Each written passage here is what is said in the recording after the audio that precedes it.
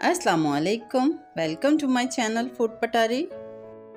सर्दी का मौसम हो और गर्मा गर्म हलवे की प्लेट हो और प्लेट ऐसी भरपूर हो कि जो जायका भी दे, सेहत भी और साथ में सर्दी की शिद्दत से भी बचाए। तो ऐसे ही हलवे की एक रेसिपी आज मैं आपके लिए लाई हूँ जो ख़ास सर्दियों की सौगात है। तो चलें बिस्मिल्लाह करते हैं और हलवा बनाना शुरू करते हैं।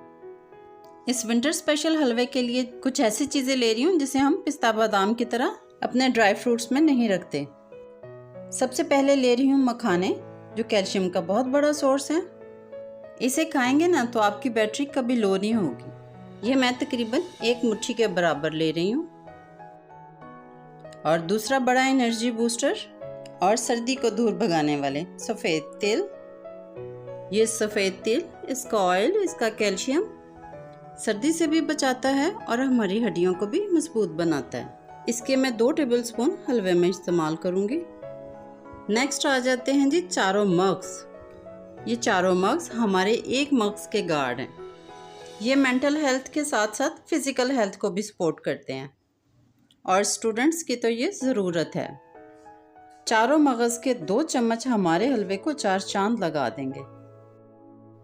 हमारा ये विंटर स्पेशल हलवा बने बहुत ही मज़ेदार और खुशबूदार, तो इसके लिए मैंने ली हैं 8 सब्ज़ इलायचियाँ, अच्छी सी बड़े साइज़ वाली जिसमें खूब सारे दाने हैं।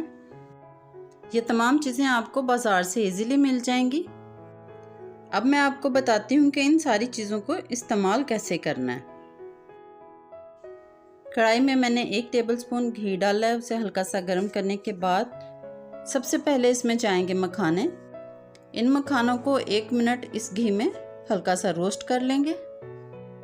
इस तरह करने से मखाने थोड़े कड़क से हो जाएंगे और फिर जब हम इनको ग्राइंड करेंगे तो इनका पाउडर आसानी से बन जाएगा।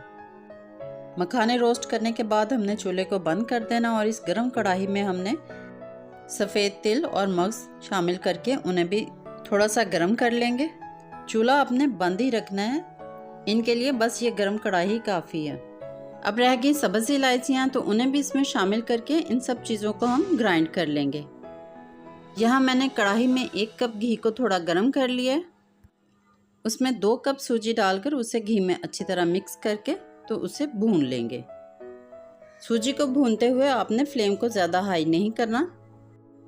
हाई फ्लेम पे सूजी बहुत स्पीड से कलर पकड़ती है, तो इसलिए आपने स्लो फ्लेम पे चम्मच चलाते जाना है और इसे भूनते जाना है।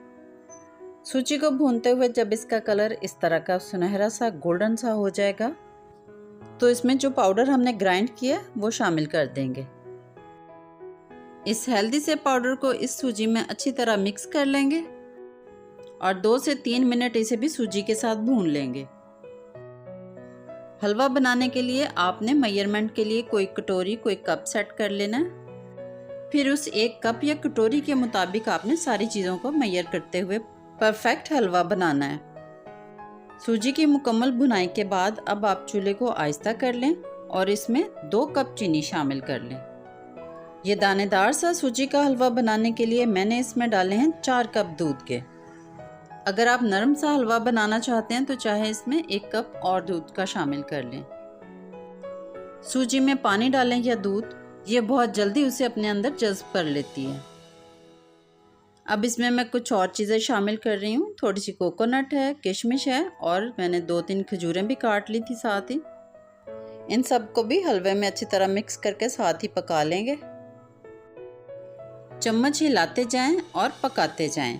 कुछ ही मिनटों में चीनी और दूध में पकने के बाद सूजी कुछ इस फॉर्म में आ जाएगी। हलवे की परफेक्ट मेजरमेंट की रिवीजन कर लेते हैं कि 2 कप सूजी थी तो 2 कप ही चीनी ली है और इसमें 4 कप दूध डाला है और इसके अलावा 1 कप घी मैंने शुरू में शामिल किया था और तकरीबन 2 टेबलस्पून घी मैं अब शामिल कर रही हूँ। ये घी वैसे मैंने हलवे की ग्लॉसी लुक के लिए शामिल किया है। ये 2 चम्मच अगर आप देसी घी के ले लेंगे तो हमारे हलवे की टौर बन जाएगी। दानेदार सूजी का हलवा तैयार हो गया है और ये है हमारे हलवे की फाइनल लुक। आपने सूजी का हलवा बहुत तरह से खाया होगा, एक दफ़ा इस रेसिपी को भी ट्राई करके देखें। हलवे में क्या डालना है, कितना डालना है और कब डालना है, अगर आप इसको फॉलो करेंगे तो आपकी रेसिपी कभी भी फेल नहीं होगी। आपको मेरी ये रेसिपी अगर अच्छी लगी है तो मेरी वीडियो को लाइक कर दें, और अगर आप मेरी वीडियो को लाइक कर रहे हैं तो फिर मेरे चैनल को भी सब्सक्राइब कर दें।